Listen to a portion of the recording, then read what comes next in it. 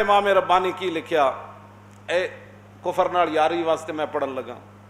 سبحان اللہ. لو جی حصہ اول تے صفحہ نمبر 393 تے مکتوب نمبر 165. آپ نے فرمایا کفار کے ساتھ جو خدائے عز و جل اور اس کے رسول پاک علیہ الصلوۃ والسلام کے دشمن ہیں دشمنی رکھنی چاہیے اور ان کو ذلیل و خوار رکھنے میں کوشش کرنی چاہیے. یہ اللہ رسول کے دشمن ہے کافر, ان کو ذلیل کرنے کی کوشش کرنی چاہیے اور کسی طرح بھی ان کو عزت کا مقام نہیں دینا چاہیے. تسی مندر بنا کے کی کرنا ہے اور اسی تو چلو سانو تو جو کچھ ہویا ساڑھے بارے تسی جڑے تاثرات ہم سے زیادہ تم مولوی ہو, بیٹھ کر تمہارے وزیر کہتے ہیں ہم مولوی خادم سے زیادہ مولوی ہیں تو ٹھیک ہے, میں نے تو کبھی دعویٰ ہی نہیں کیا. میں تو ہمیشہ یہ دعویٰ کرتا ہوں میں کتا پاک رسول اللہ. تساں کی سمجھتے ہو دین نال تساں اتنی بڑیاں گلاں کر کے تساں بچ جانا ہے؟ نا ان بطش ربک لشدید انہو کیوں جی فاخذناہ واستکبر هو وجنودہ فی الارض بغیر الحق وظنوا انہم الینا لا. فرمایا فرعون اور اس کے سارے یاروں نے تکبر کیا اور ان کو یہ گمان ہوا کہ انہوں نے میری طرف نہیں آنا تھا. اگے فاخذناہ وجنودہ فنبذناہم فی الیم, کیسا چاسڑ مطلب گل ہے. فرمایا ہم نے فرعون کو بھی پکڑا اور اس کے سب یاروں کو دریا میں ڈبو دیا. یہ تو اللہ کا فرمان ہے فاخذناہ وجنودہ فنبذناہم فی الیم فانظر کیف کان عاقبۃ الظالمین. فرمایا ویکھو ذرا ظالماں دا اسی انجام کی کرنے ہاں, دوہاں نوں نپ کے ڈبو دیتا. لے بھائی ہن دس بچو اس دے غضب کولوں. کامیابی خارج از ملت سے ناکامی بھلی, کامیابی خارج از ملت سے ناکامی بھلی, لطف دشمن سے ہی شہرت ہو تو بدنامی بھلی. بے وفا تم کو کہیں آل حرم اس سے بچو, بے وفا تم کو کہیں آل حرم اس سے بچو, دیر والے کج ادا کہہ دے یہ بدنامی بھلی. بس کیوں جی بت پرست ہمیں یہی کہیں گے نا, یہ انتہا پسند ہے, یہ بدنامی بھلی. لیکن بے وفا تم کو کہے آل حرم اس سے بچو, اکبر دے راستے تے نہ چلو. ہاں جی اے نہ ہوئے کہ پھر جناب قیامت تک تمہارا نام بھی اکبر کی لسٹ میں آ جائے. ہاں بے وفا یہ مطلب ہے بے وفا تم کو کہیں آل حرم اس سے بچو اور دیر والے کج ادا کہہ دیں تو یہ بدنامی بھلی. کیونکہ ساڑھے آقا و مولا نے جو بت توڑے یہ بدنامی تو نہیں, یہ تو غلامی ہے, بدنامی نہیں ہے. ہاں جی تم کیسے بت پرستیاں کرا کے اور تم مسلمانوں کو تباہ کرنا چاہتے ہو. مجدد صاحب اگلے کی گل لکھی اے میں ایک تقریر کیا تو میرے خلاف ہندو بھی تقریراں کیتیاں کہ یہ کیا کہہ رہا ہے, سنو یہ کیا کہتا ہے. میں کیا کہتا ہوں یہ تو مجدد صاحب کہہ رہے ہیں,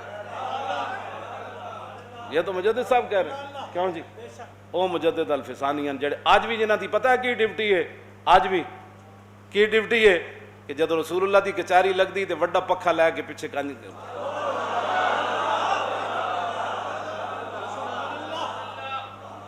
مولانا بدر الدین سرہندی کی فرما دیں مجدد صاحب جتے میں اس واسطے اتنی وڈی انہاں دے حوالے دے رہا ہاں تاکہ ایک کوئی سانو تو لوگ پرا کر دیں دے نا یہ مولوی بخشے جگہ تو اسی بھی بخشے جاواں گے, لیکن گل اس بابے دی کرو. وہ ہند میں سرمایہ ملت کا نگہباں ہے, ہاں وہ ہند میں سرمایہ ملت کا نگہباں ہے. اس کی بات تو مانو, اس کی بات تو مانو. جہاں اقبال نے بھی جا کے اپنا ماتھا ٹیک دیا, اس کی تو بات مانو, ہماری نہیں مانتے. ہم آپ نے تو مخلص اتنے بنو. مولانا بدر الدین سرہندی فرما دیں مجدد صاحب جس مسلح تے سجدہ فرما دے سن نا تے مسلح دا چونکہ بڑا نرم سی تے آپ نے ٹاٹ دا ایک ٹکڑا بدے ہوئے سی اودے تے سیتے ہوئے سی آپ دے مریدین نے تاکہ وہ ٹھوس جگہ بن جائے. وہ میڑا ہو گیا تے آپ دے مریدین نے اس نے اتاریا. مولانا بدر الدین سرہندی فرما دے انہوں نے جدو اتاریا تے سارے مرید کھڑے سن تے میں وچ چک لیا تے میں انہوں چک کے اپنی پگڑی دے وچ رکھ دیتا, انج وچ رکھ دبا دیتا. کہندے میں شامی گھر گیا, میں پگڑی اتارن دا یاد نہ رہا تے میں پگڑی سمیت سو گیا. او ٹکڑا جتے تے مجدد الفسانی صرف متھا ٹیک دے سن. فرمایا اس ٹکڑے دی برکت نہ اس رات مینوں رسول اللہ دی 12 باری زیارت ہوئی.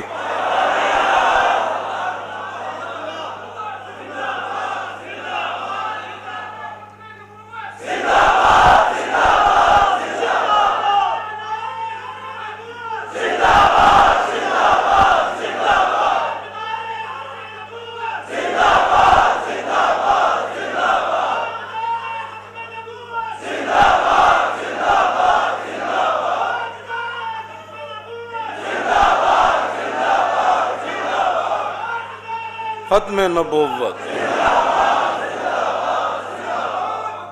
توجہ، آپ فرماتے ہیں کہ ان بدبختوں کو اپنی مجلس میں جگہ نہیں دینی چاہیے، کفار کو، اور ان کے ساتھ کوئی انس و پیار نہیں کرنا چاہیے، حقیقی گل، اور حتی الامکان کسی معاملہ میں بھی ان کی طرف رجوع نہیں کرنا چاہیے، اور فرضاً ضرورت پڑ ہی جائے تو قضائے حاجت انسانی کی طرح ناپسندیدگی اور مجبوری کی صورت میں ان سے حاجت برآری کرنی چاہیے۔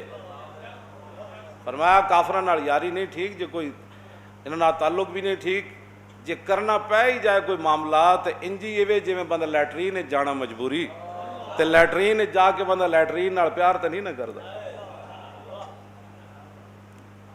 اے امام ربانی ہے کہ میں نشان لا کے رکھیا، جس نو کوئی تکلیف ہوئے اتو لے کے تھلے تک، مندر بنان والے پچھو شہ دین والے، تم یعلم خائنۃ الاعین وما تخفی الصدور، تم پیچھے کھڑے ہو کر ان کو شہ دیتے ہو، یہ کرو۔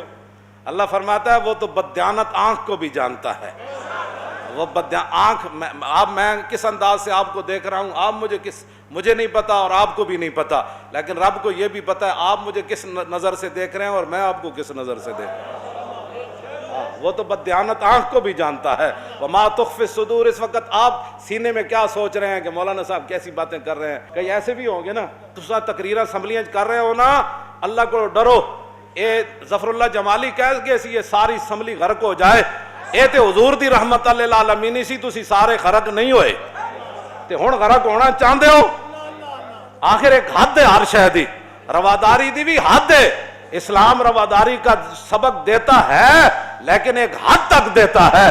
ہاں یہ نہیں باتیں کہ تم اسلام کے نام پر بنا ہوا ملک ہے اور وہاں تم مندر کی باتیں شروع ہو گئی، مسجد کا تم نے کبھی نام نہیں لیا، اسلام کی کبھی تم نے ترجمانی نہیں کی، تمہارے منہ کے اندر پھوڑے نکلے ہوئے ہیں، ساری زندگی کبھی ایک بار بھی تمہیں اسلام کی بات کرنے کی توفیق نہیں ہوئی۔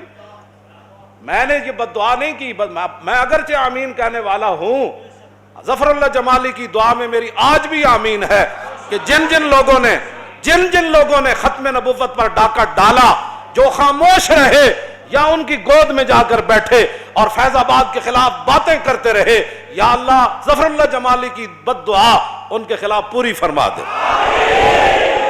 میں آج بھی اس کا آمین، میں آج بھی اس کی دعا پر میں آج بھی آمین کہتا ہوں۔